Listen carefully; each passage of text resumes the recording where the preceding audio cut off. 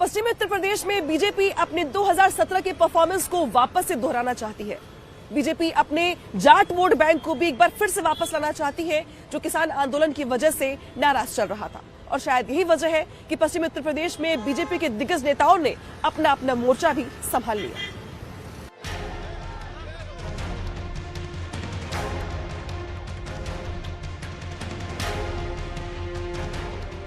Mission 2022 में पश्चिमी UP को साधने के लिए गृह मंत्री अमित शाह ने खुद कमान संभाल ली है। यही नहीं, बीजेपी के दिग्गज नेताओं ने भी पश्चिमी यूपी में डेरा जमा रखा है। हालांकि अमित शाह के कैराना प्रचार से विपक्ष में खलबली मच गई है। पश्चिमी यूपी में अमित शाह के खुद कमान संभालने के पीछे की असली वजह है एसपी और आरएलडी के वोट बैंक में मची खींचतान। 2017 विधानसभा चुनाव में मुजफ्फरनगर दंगों के चलते खास तौर से पश्चिमी यूपी में एसपी को बड़ा नुकसान हुआ था, जबकि बीजेपी को बड़ा फायदा हुआ था। उसके पहले जो पश्चिमी उत्तर प्रदेश में दंगे हुए थे और जो ध्रुवीकरण हुआ था और जाट समुदाय का जो एक भारतीय जनता पार्टी के प्रति झुकाव हुआ था, उसका पूरा फायदा पार्टी को मिला था।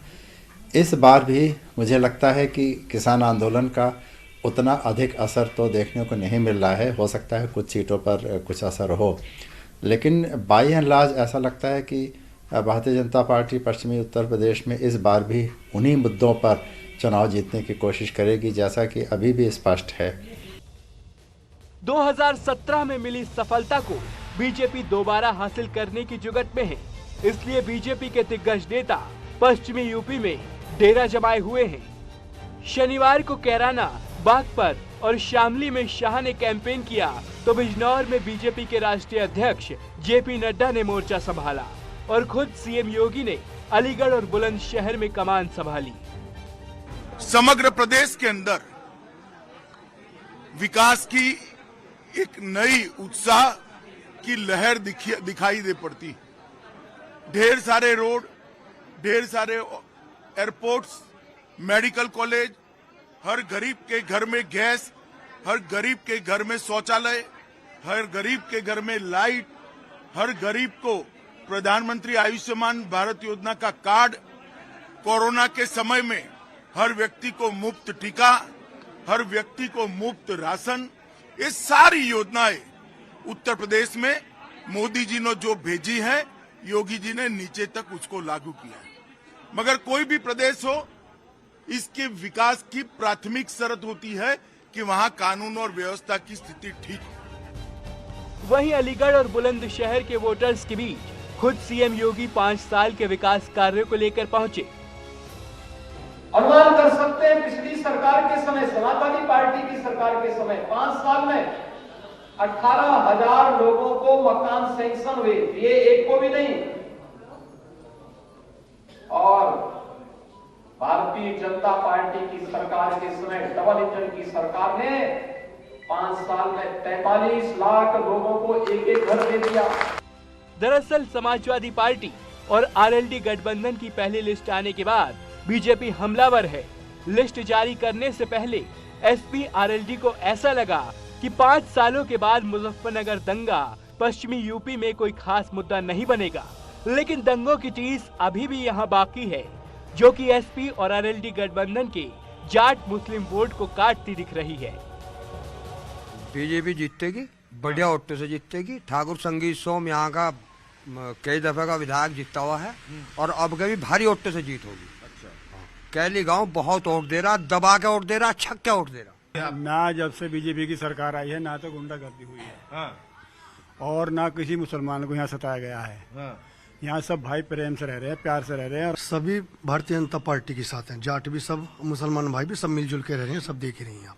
भारतीय जनता पार्टी पर सब विश्वास करके चल रहे हैं। भारतीय जनता पार्टी ने उत्तर प्रदेश में काम किया है, योगी आदित्यनाथ जी ने काम किया है, योगी जी ने और मोदी जी ने मिलकर काम किया। विकास देखना आप, विकास हो रहा है। रैपिड रेल वाली है मेरठ में और NH58 जो हम दिल्ली यहाँ से टाइम लगता था हमें जाने में 4-4 घंटे लगते थे, अब हम 1 घंटे में दिल्ली पहुँच जाते हैं। हमारे बराबर का गांव है, मोमडन मुस्लिम भाई हमारे रहते हैं और ये हमारा अपना गांव है, लेकिन इसमें सभी मोमडन मुस्लिम भाइयों का यही है कि सब बीजेपी की तरफ ही जा रहे हैं।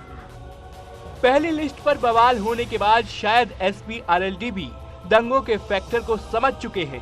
यही कारण है कि मुस्लिम बाहुल्य मुजफ्फरनगर में एसपी और आरएलडी ने एक भी मुस्लिम कैंडिडेट नहीं उतारा है। बीजेपी भी समझ चुकी है कि पश्चिमी यूपी में विपक्ष घिर चुका है। पहले भी हो सकती थी। उनकी सोच विघटनवादी थी, उनकी सोच तोड़ने वाली थी, उनकी सोच विनाश करने वाली थी। हमारी सोच विकास की है, राष्ट्रवाद की है, सबको साथ लेकर के चलने की है। और ये सोच टिकट वितरण की सूची में भी देखने को मिल रहा है। कैराना से चुनाव प्रचार शुरू करने के लिए अमित शाह को सबसे बड़ी वजह इस बार खुद एसपी ने ही दी थी। यहां से एसपी के टिकट पर घोषित उम्मीदवार नाहिद हसन गिरफ्तार हो चुके हैं। अब कहा जा रहा है कि एसपी नाहिद हसन की बहन इकरा हसन को कैराना से टिकट दे सकती है, लेकिन बीजेपी उन्हीं मुद्दों को लेकर पश्चिमी यूपी को साधने में जुटी है। Bureau report, news 18। आइए अब आपको दिखाते हैं पश्चिमी उत्तर प्रदेश का सियासी समीकरण क्या कहता है। 2017 के चुनाव में किस पार्टी को पश्चिमी उत्तर प्रदेश में कितनी सीटें मिली थी और फिलहाल वहां पर जनता का मूड क्या है।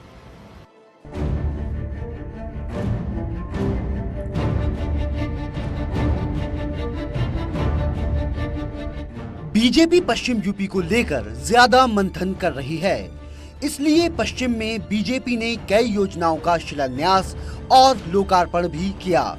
हालांकि किसान आंदोलन को लेकर बीजेपी जाट वोट बैंक को लेकर चिंतित दिख रही है, इसलिए बीजेपी के दिग्गजों ने पश्चिम यूपी में कमान संभाल लिया है। बीजेपी का दावा है कि अब की बार 300 से ज्यादा सीटों पर जीत दर्ज करेगी। अगर 2017 विधानसभा चुनाव की बात करें तो बीजेपी को पश्चिम यूपी की 136 सीटों में से 109 सीटें मिली थीं। वहीं समाजवादी पार्टी को सिर्फ 21 सीटें ही हासिल हुईं, जबकि कांग्रेस को 2 और बीएसपी के खाते में 3 सीटें गई थीं।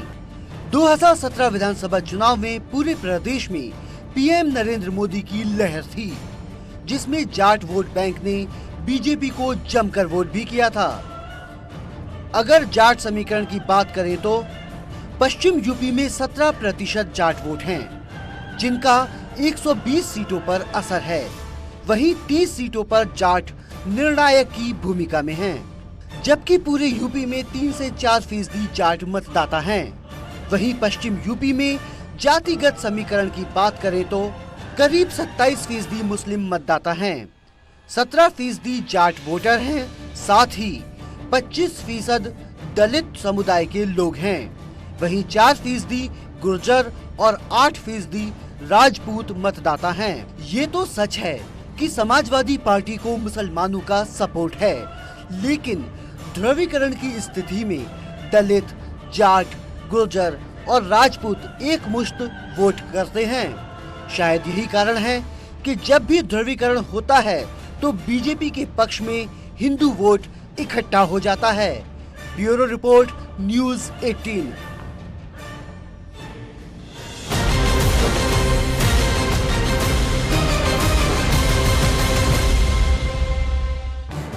इस न्यूज हेडलाइंस के प्रायोजक